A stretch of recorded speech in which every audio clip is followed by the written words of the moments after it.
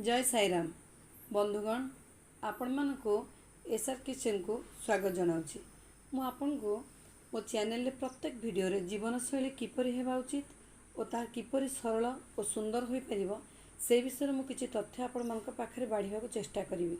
जदि आपण मानक भल लागिला ते मो चैनल को सब्सक्राइब और लाइक करिवे, कमेंट मध्य देबे। मु चेष्टा करी भल भल वीडियो आपण को पाखरे पहुंचाया पई जे गुड़िक आम दैनंदिन जीवन कार्य लगी पार।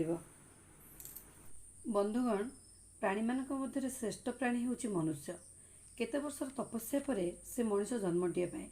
मनुष्य निजर ज्ञान द्वारा विवेक द्वारा निजक परिमार्जित करे, निजर विवेक द्वारा कर्म करी बोली से मनीष। आमे माने पूर्व जन्म रे कौन हो जन्म होइथिले आमे माने जानूना बा जानिबा को चेष्टा मध्य करूना, किंतु जेतेबेले भल किंबा मंदर उपलब्धि ए जीवन रे पाऊ सेतेबेले कहू आर जन्म रे कौन पाप करथिली ए जन्म रे फल भोग करूछि। पुणी के कहती आर जन्म रे कौन पुण्य करथिली ए जन्म रे दुख कौन बोली जानी पारली नाही। तेणु भगवान को कृतज्ञता ज्ञापन करूँ। तेणु बंधुगण जदि आमे जानी पारुछे बा हमर विश्वास अछि पूर्व जन्मर फल ए जन्म रे भोग करिया को पड़ुछि, तेबे आमे निज निज को सजाड़ी नेबा एवं आमे एपरि काम करिबा जेपरि कहार अनिष्ट हेबो नाही, समस्तଙ୍କର मंगल हेबो एवं आगामी दिन पाई और आर जन्म पाई किछि पुण्य मध्य संचय हो पारिबो। तेणु मु वर्तमान आपण मानक गोटे सत्य घटना कहूछि। दुई जन दंपति थिले, मानकर विवाहर 4 वर्ष परे गोटे कन्या जात हैला। कन्याटी भारी सुंदर थिला। जेतेबेले से बड़ हैला हठात तार शरीर रे परिवर्तन हो गला। गोड़ गुड़िक सरू हो गला, से छिड़ा हो पारला नहीं, कथा कहि पारला नहीं, शरीरटी बंका मध्य हो गला। से सेतिकी कष्ट पाइला, बापा माँ ताठर अधिक कष्ट पाइछन्ति। से माने जानिबा को चाहिए एमती काहेकि हैला। चिकित्सा कले मध्य तार किछि सुफल मध्य से मानको मिल नथिला।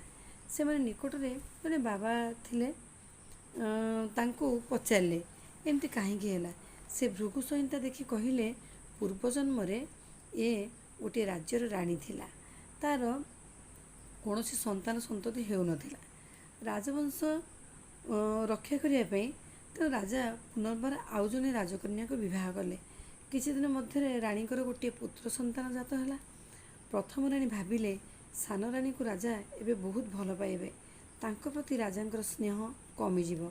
तेणु से तार प्रतिकार निमंते छोट शिशुटी को खाद्य रे विष मिसई खाइबाकू देइथिले, जहाँफल शिशुटीर मृत्यु घटिला।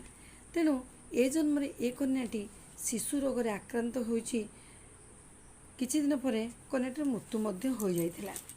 तेणु ठीक सेही भली भाबरे तेणु आमे माने जेमति बैंक रे किछि पैसा टंका रखुचे परवर्ती समय तार सुध आमे पाउछे, ठीक सेही परी आमे भल काम कले बा मंद काम कले तार सुध मध्य आमे परवर्ती समय पाई थाउ।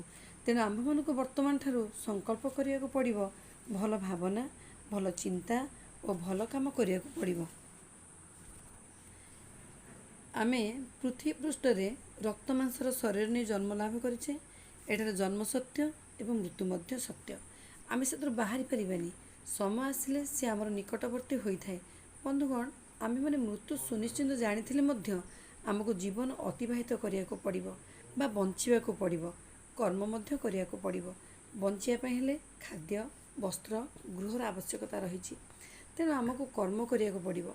तेणु आमे प्रत्येक काम किपरि भाबरे करिबा एवं ताको ठीक भाबरे परिचालना करिबा जेपरि कि आमर सुंदर भाबरे चली पारिबो। सुख जीवन पई धैर्य सहनशीलता प्रेम स्नेहर आवश्यकता। से संपर्क भितर आमे आम जीवन को आगे नेउछे। जदि स्नेह प्रेम संपर्क नहीं तेबे मनुष्य जीवन विषतुल्य। मनुष्यर प्रधान शत्रु क्रोध, ताकू अख्तियार करिया को पड़िबो। हिंसा द्वेष गर्व अहंकार एसबू को परित्याग करिबा एवं आउ गोटे कथा मधुर वचन कहिबा। सेथिरे आमे केबे हेले सेथिपई दारिद्रता अवलंबन करिबा नाही। आज भाई बंधुगण एतिके। आर वीडियो रे किपरि जीवन समस्या गुड़िक किपरि समाधान हेबो से विषय कहिबी। निश्चय देखिए बोली आशा और विश्वास रखुचे। जय साईराम।